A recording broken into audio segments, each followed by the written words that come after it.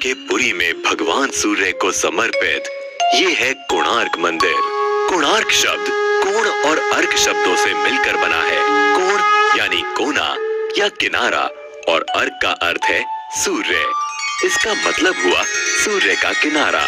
उड़ीसा राज्य में ये इकलौता ऐसा ऐतिहासिक स्मारक है जिसे 1984 में यूनेस्को वर्ल्ड हेरिटेज साइट में शामिल किया गया।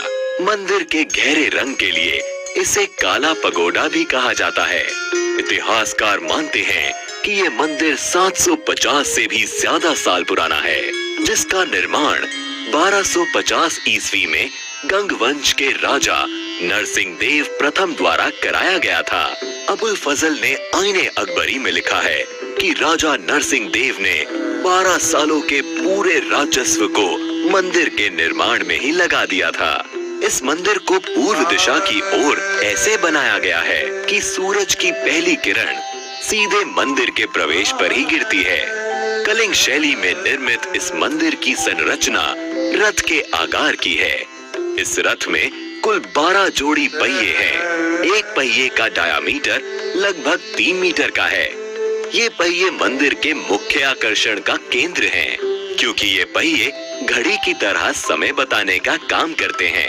इसलिए इन पहियों को धूप घड़ी भी कहा जाता है। इन पहियों को आप इंडियन करेंसीज पर भी देख सकते हैं। इसके साथ ही इस रथ में 7 घोड़े भी हैं, जिनको सप्ताह के 7 दिनों का प्रतीक माना जाता है। प्रवेश द्वार पर एक और चीज है जो सबका ध्यान आकर्षित करती है, और वो है द्वार के दोनों तरफ बनी ये मूर्तियाँ। इन मूर्तियों में सिंह के नीचे हाथी है और हाथी के नीचे मानव शरीर है। इन मूर्तियों के जरिए मानव जीवन की समस्याओं को अनोखे तरीके से पेश किया गया है। यहाँ सिंह गर्व का प्रतीक है, जबकि हाथी संपत्ति का। यहाँ ये बताने की कोशिश की गई है कि गर्व और संपत्ति मानव का विनाश कर देते हैं। माना जाता है कि मंदिर का निर्माण समुद्र के किनारे किया गया था, लेकिन पिछली 8 शताब्दियों में समुद्र से इसकी दूरी बढ़ती चली गई।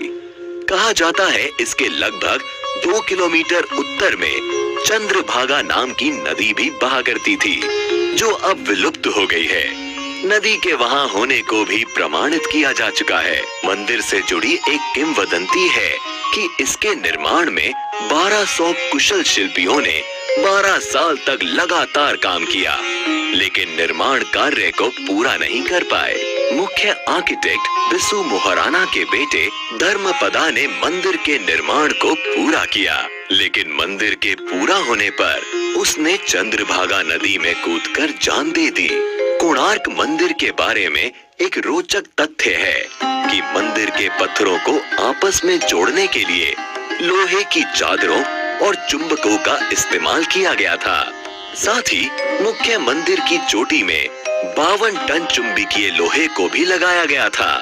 इन विविध चुंबकों के अनोखे समायोजन के कारण से ही मंदिर में भगवान सूर्य की मूर्ति हवा में झूलती थी। बताया जाता है कि पुर्तगाली नाविकों ने इस चुंबक को मंदिर से निकाल लिया, क्योंकि इस चुंबक के कारण नौका चालन में कठिनाई होती थी। इस मंदिर के बारे में रविंद्रनाथ टैगोर ने कहा था, Here the language of stone surpasses the language of man। यहाँ आने के बाद ये कथन एकदम सही लगता है।